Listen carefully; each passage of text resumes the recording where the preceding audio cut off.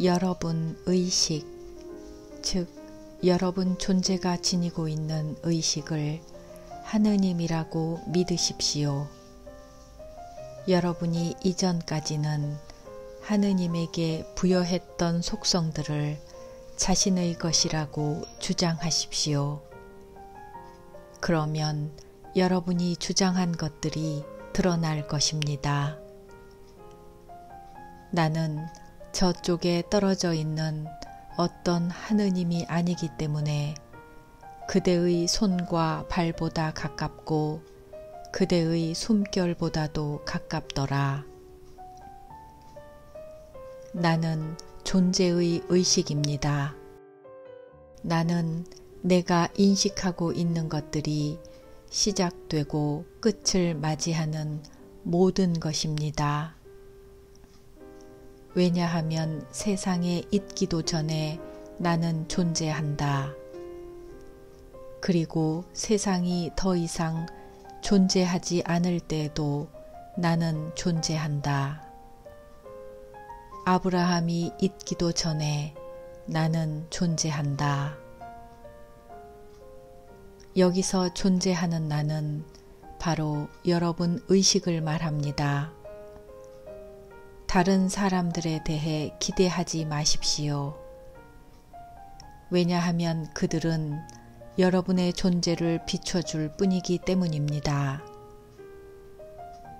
그 누구도 나의 생명을 빼앗지 못하고 나 스스로 그것을 내려놓을 뿐이더라. 스스로 내려놓을 힘도 그리고 다시 그것을 일으켜 세울 힘도 나에게 있습니다. 지금 벌어지고 있는 어떤 일도 우연히 생긴 것이란 없습니다. 아주 정확하고 변하지 않은 법칙의 인도를 받아 이 모든 것들이 일어나고 있습니다. 그 안에 있는 아버지께서 그를 끌어오지 않았다면 어떤 이도 어떤 것도 다가오지 않았을 것이더라. 나와 나의 아버지는 하나이니 이 진리를 진실로 믿으신다면 여러분은 자유를 얻을 것입니다. 사람은 항상 타인을 비난하고 삽니다.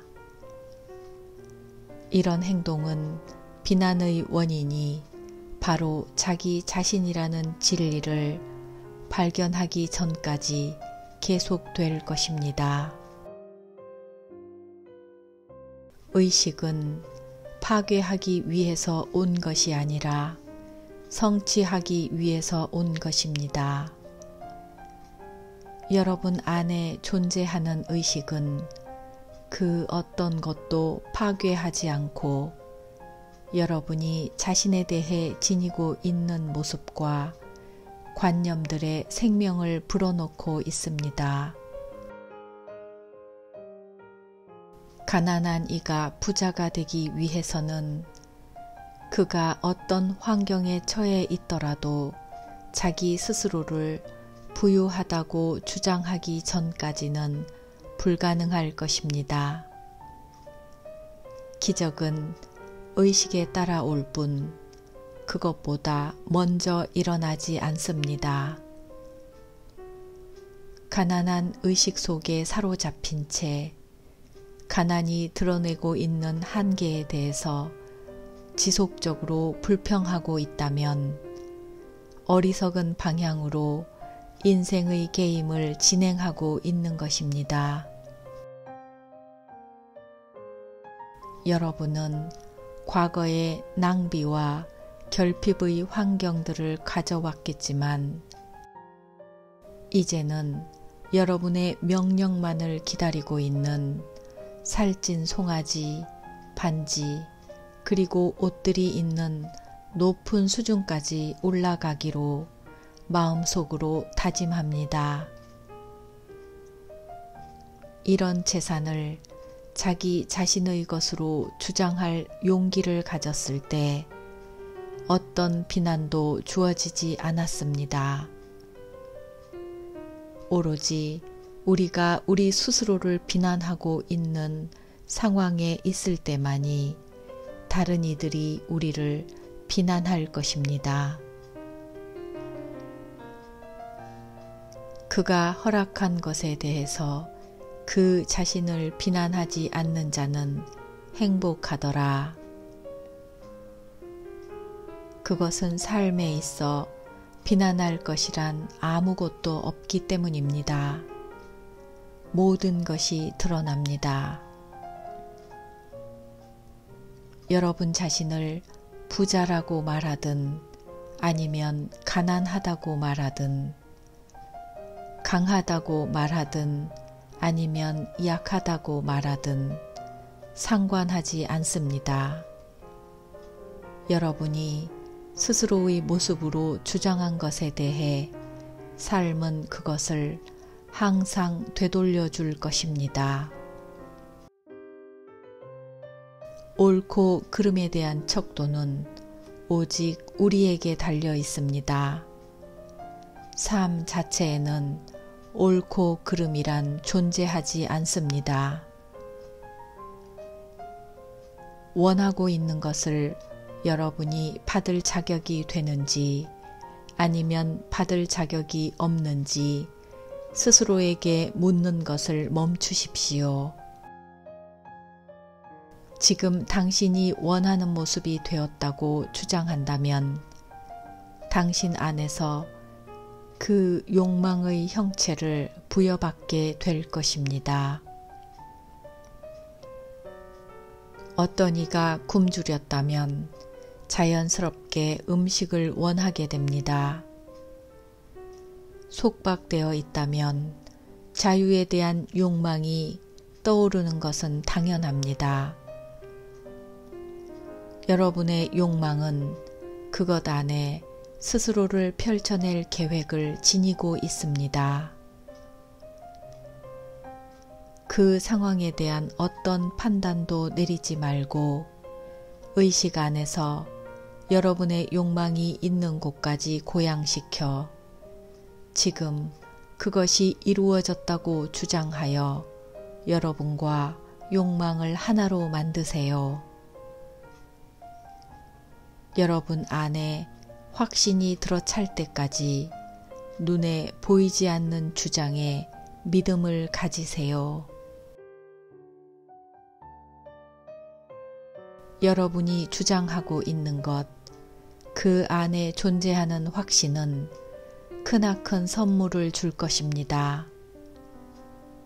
얼마 가지 않아 당신이 주장하는 것은 모습을 드러낼 것입니다. 즉, 우리가 바라던 것들이 현현되어 나타날 것입니다. 믿음이 없다면 어떤 것도 현실이 될 수 없습니다. 믿음을 통해서만 세상이라는 뼈대가 이루어집니다. 믿음은 소망하는 것들에 대한 실체요, 보이지 않는 것들에 대한 증거이더라. 결과에 대해서는 걱정하거나 신경 쓰지 마십시오. 밤이 지나면 낮이 오는 것처럼 결과들도 당연히 따라오게 될 것입니다. 여러분에게 일어나고 있는 모든 욕망을 하느님의 말씀으로 여기십시오. 그리고 하느님의 모든 말씀과 욕망을 하나의 약속으로 보십시오. 여러분의 욕망이 현실로 이루어지지 못하는 이유는 우리가 그것들의 한계를 놓기 때문입니다. 욕망에 어떤 한계도 만들지 마십시오. 처음에 여러분에게 다가온 그대로 욕망을 받아들이십시오. 이미 그것들을 받았다는 기쁨이 일어나는 상태에서 감사함을 느끼십시오. 그런 후에 평온함 속에서 여러분의 일을 하십시오. 여러분의 욕망을 받아들인다는 것은 풍성함을 예고하는 씨앗을 준비된 토양에 뿌리는 것과 같습니다. 여러분이 소망하는 것들을, 그것들이 나타날 것이라는 확신을 하면서 의식 안에 심어 놓을 때 여러분은 할 일을 다 마친 것입니다. 하지만 이 욕망들이 어떻게 자라 모습을 드러낼 것인지에 대해 걱정하고 근심한다면 이성이라는 것 안에 풍요를 가져오는 씨앗을 꽉 쥐고 있어 믿음의 토양 안에 뿌리지 못하고 있는 것이 됩니다.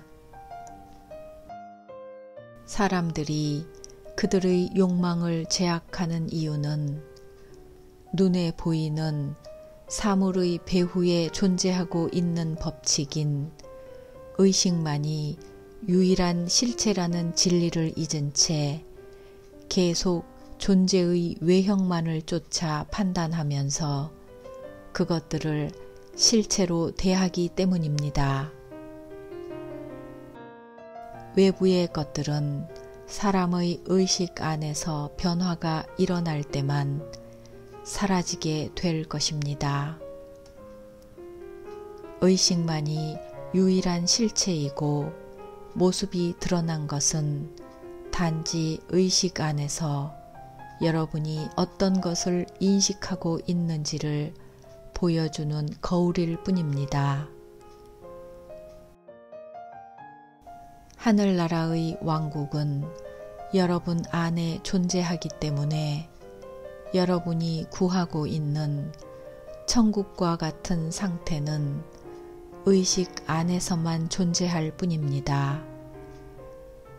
하늘나라의 뜻은 지상에서 항상 이루어졌습니다. 그래서 여러분이 오늘날 살고 있는 세상은 여러분 안에 만들어 놓은 여러분의 하늘나라입니다. 바로 지금 이 땅 위에서 여러분의 하늘나라는 스스로를 드러내고 있습니다.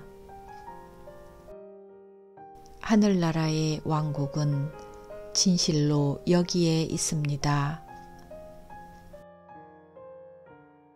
새로운 하늘나라를 짓고 새로운 의식 상태 안으로 들어가세요.